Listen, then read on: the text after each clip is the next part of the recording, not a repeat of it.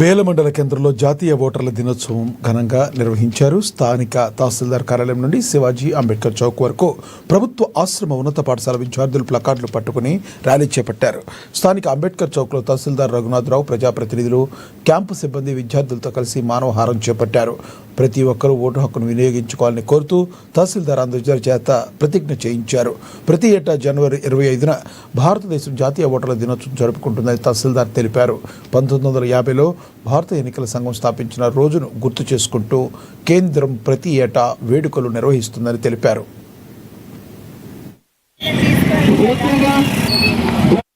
ఈరోజు 16వ జాతీయ ఓటర్ల దినోత్సవం మన బేలా గ్రామంలో బేలా మండల్ హెడ్ క్వార్టర్లో జరుపుకుంటున్నాం. ప్రభుత్వం యొక్క ముఖ్య ఉద్దేశం ఏంటంటే ప్రతి ఓటరు తమ యొక్క ఓటును ఎలాంటి ప్రభావాలకు పాల్పడకుండా, ఎవరి భయం కానీ మరియు ఎవరి ఒత్తిళ్లకు కాకుండా తమ యొక్క ఓటును అయితే ఇది మనకు 2011లో అప్పటి ప్రధానమంత్రి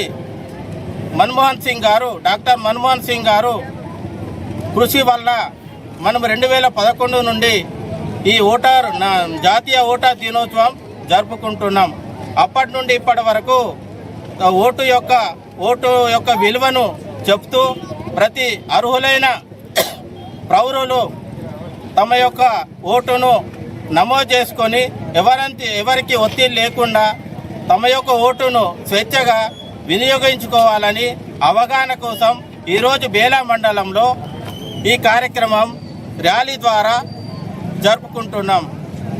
కావున బేలా గ్రామంలోని ప్రజలందరికీ తమ యొక్క ఓటును నిర్భయంగా స్వేచ్ఛగా ఎవరి ఒత్తిడి లేకుండా వినియోగించుకోవాలని ఈ రోజు మేము మిమ్మల్ని వేడుకుంటున్నాం.